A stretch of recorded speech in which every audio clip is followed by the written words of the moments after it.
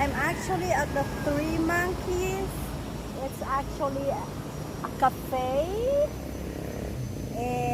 but they offer coffee, craft beer, and wine.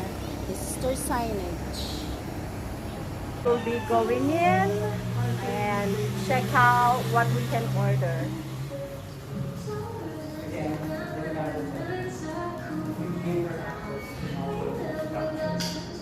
Hello. Is it okay to video? Yes. Is it okay to post it on my YouTube channel? Yes, it's alright. Okay, thank you.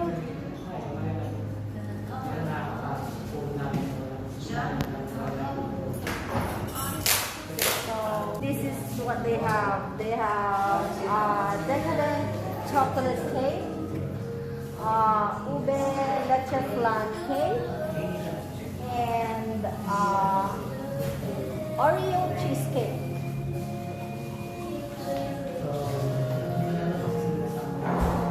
So what you like having?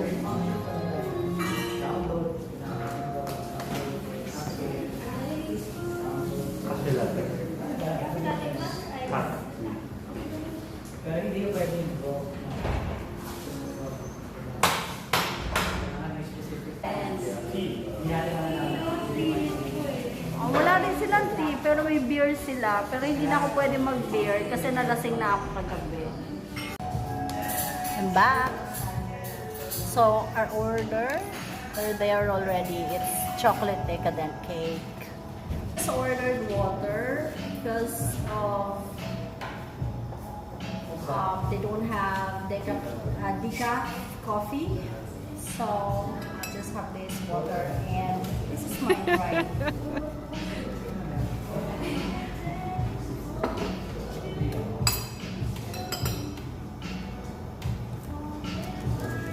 So, I'll keep my mask here so I'm not gonna misplace it.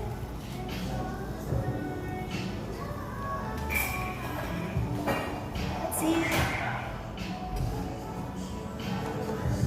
So why don't you say hi to them? What did you do today? Hi, actually they open today.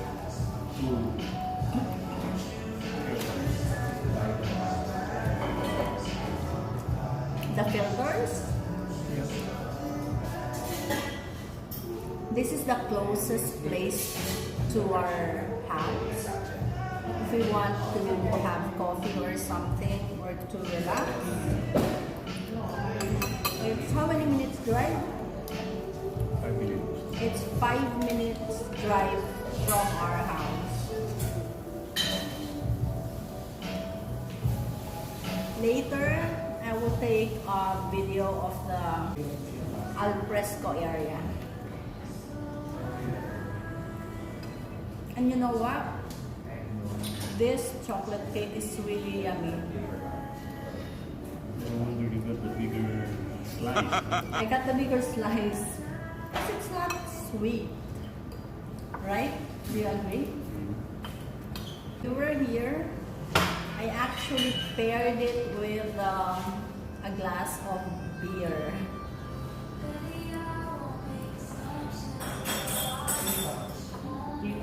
I have to lessen my sweets intake, so we just have a slice of cake. But I got the bigger slice. Yay.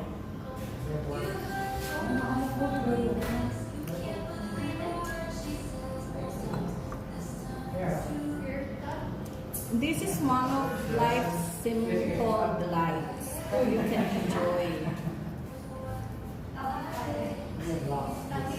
From time to time after a stressful day. It's a pity they don't have decaf because I wanted a taste of coffee with this, but they only have caffeinated. That's gonna give me palpitation or maybe panic attack. Every Saturday and Sunday, we were told that they actually have bread and pastries, but weekdays they only got cakes. And The baby can have a band. Really? We'll come back sooner or later. Ano kasama namin so we can... School po kasi yung sa kabila. School? Yes, we're currently renovating the other side. It's actually a foundation po for teachers and aspiring artists. So may magtuturo? Yes, of course. Painting? I want to continue learning watercolor painting kasi I started na. Pero I stopped. Yes. Tapos the teacher, naka-base na siya sa Boracay. So wala na. Tapos nag-pandemic. Part of al fresco. So, you can see here usually the millennials, young people. But if you're old as I am, you wouldn't like the humidity. But the greens, plants, really nice. And there's chicken there. And there's chicken there. And there's another area right there that's new. Come here.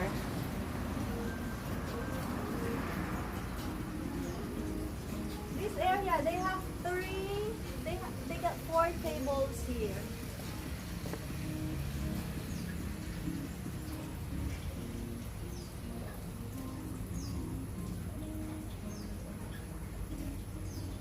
The al fresco ambience is relaxing and it's very Okay. nice. So, shall we go home now?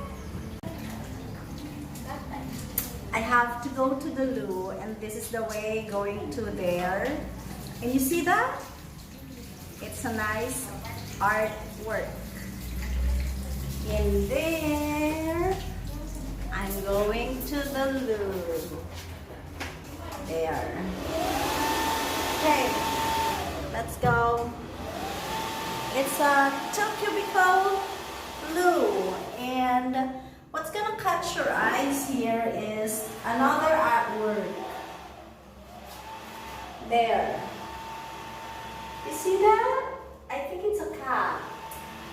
It could be a cat or something. I'm not wearing my eyeglasses, so it's here because it's for driving.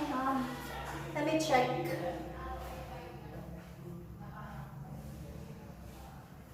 Yes, it's a cat.